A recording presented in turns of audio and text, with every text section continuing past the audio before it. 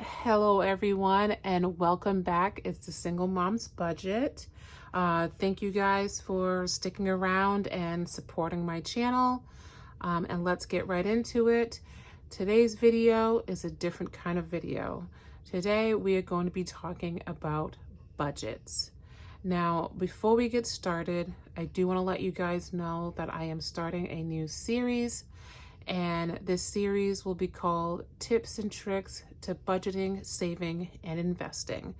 Now, each week we will go over a different topic. If there's anything that you guys want to talk about or you want more information about, just leave comments below or send me some messages on my Instagram, and I will try to put them out here for you guys and help you guys as much as I can. All right, so getting right into it, this week's episode, or this week's part of the series, I guess, will be about budgeting.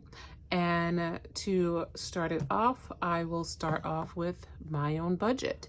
Now, of course, everyone's budget is different, and whatever works for you, keep doing it.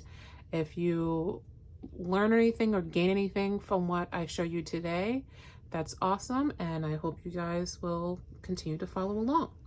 Okay, so what I like to start off with, let me just move this out of my way a little bit, is I like to start off with writing down my expenses. Now, this part, I know for some can be discouraging to see how much you owe in bills, what your expenses look like. But it's really good to have the big picture of what your day-to-day may look like to really figure out what you need to do to either, bring in more income or cut back on your spending to cover the cost of those major things that you need to cover. So I start off with rent, and that is $400. Electric, and that is $84.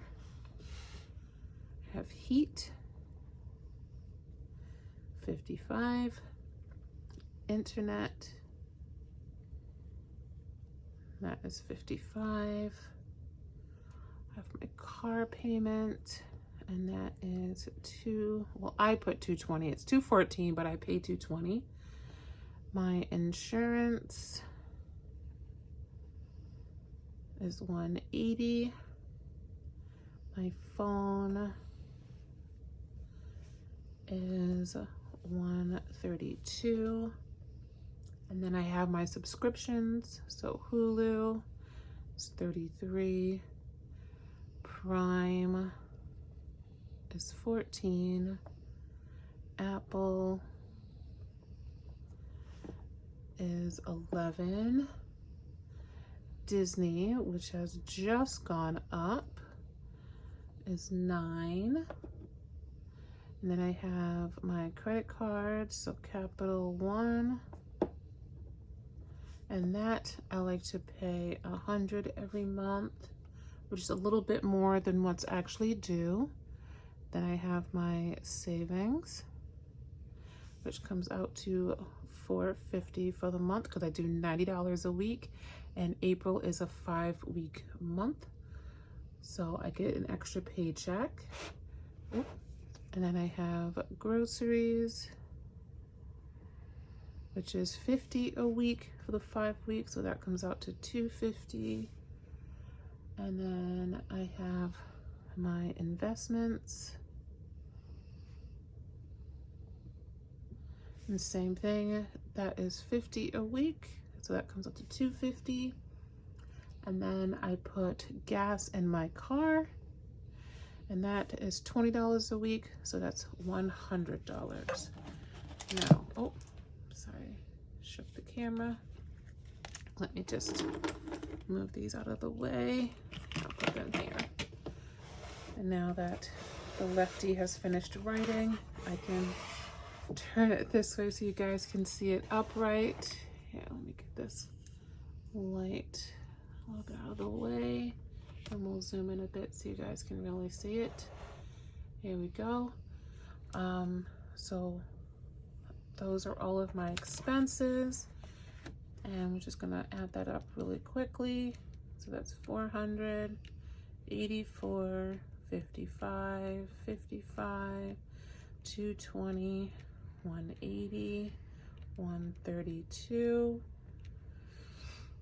33, 14, 11, 9, 100, 450, 250, 250, 100. So that comes to 23.43. Now on average for my salary, it comes out to 500 a week. We times that by the 5 weeks in the month, and that comes out to 2,500. Now, of course, this doesn't include if I do any time and a half. So, you know, this pay could obviously change, but I like to keep that average to really just help out with how much I'm bringing in. So anything that's more than that, then that's great. But it gives me a good jumping off point to really understand like what my income may look like week to week. Now, keeping that in mind, once you've figured out what your expenses are and what your pay looks like, that's really where you can kind of figure out what are things that you can eliminate. Now, before this budget, what I was doing was the week before my rent was due, that paycheck paid for my rent, paid for my electric, and then, you know, I would pay the heat like a week later, or, you know, the internet would just have to get paid, you know, 2 weeks later, like whenever I could. And, you know, continuing to do that just creates really bad habits that have become really hard to break. And it would get to a point where it was almost like a game. Like, how late could I pay this bill and it not affect my credit score? Or how late will, you know, can I, you know, not pay this bill and go out with my friends instead? And it became this really bad habit that, you know, really, really messed with my credit score. And what that ends up doing in the long run is you lose out on so much money. And what I mean by that is, you know, if you're applying for a credit card, applying for a car loan, you want to get a home loan, all those things where, you know, you're borrowing money, your credit score affects those things. And with a really low credit score means really high interest rates. And so like my first car that I bought, my credit score was awful, and the interest rate on it was ridiculously high. And so the amount of money I was spending in interest, I could have put that money into an investment and made money off of. But those little decisions that I made along the way that, you know, paying these bills wasn't that important, or getting into a debt that wasn't necessary, really messed that up for me. So I, you know, after having my boys and realizing the importance of, you know, well, what happens if I, you know, God forbid I'm in a car accident and I can't go to work? What happens with, you know, being able to pay for my bills? And, you know, or what if I can't work anymore? Like, who's going to take care of my boys? How am I going to be able to pay for these things? If my boys want to go to college, who's going to pay for them to go to college? And, you know, all those things started to come up, and it really just it hit home. And I think for a lot of people, it's the same way. Unless it happens to you, you don't think it affects you. And maybe I could be wrong. Maybe it's just me that thought, that was really thinking this way. But, paying my bills whenever I felt like paying them didn't really hit hard or hit close to home until it came down to, now I need to have a car because I have to get my boys back and forth to school, to their doctor's appointments. I need to have really good insurance because my boys need to have insurance. They need to be covered. And when all those things started to come up and I really started looking at, well, like, how much is this going to cost me? It really changed the way I thought about how I was doing my budget and what I was doing with my money. And sorry I went on a tangent with that one, but maybe some of you guys really need to hear that, and hopefully it'll help you guys out. But that's really what kind of, kicked me in the butt to get this going and to really start looking at my budget. Now that I have everything written out here, what I like to do is to start placing that into my planner to figure out where everything will land, how I'll pay for everything, and we'll go from there. Okay, so what I do next is I pull out my giant planner and I will open up to April. And I've already started filling everything in here. Let me just move this over a little bit so you guys can see the whole thing. There we go. So what I did in here is everything highlighted in pink are my bills due. Everything in orange are my sinking funds, and then the yellow are my expenses. Now I'm not going to go into too much detail, but you guys can see that here on the screen. What I did here was I just placed where all my bills are due, and then of course all of my expenses, I pay them out on the Friday that I get paid. So I have them here.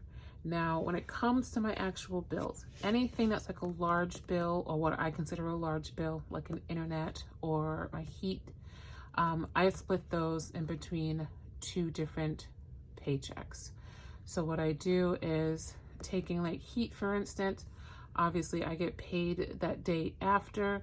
So of course that paycheck is not going to pay for the 8th. So what I do is the 2 weeks prior, so excuse me.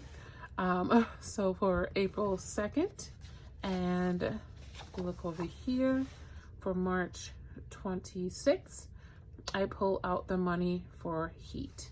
Now, doing it this way has also helped when it came to my expenses and being able to pay things on time, is that I budget myself to pay off each of my bills within the 2 weeks before they're due.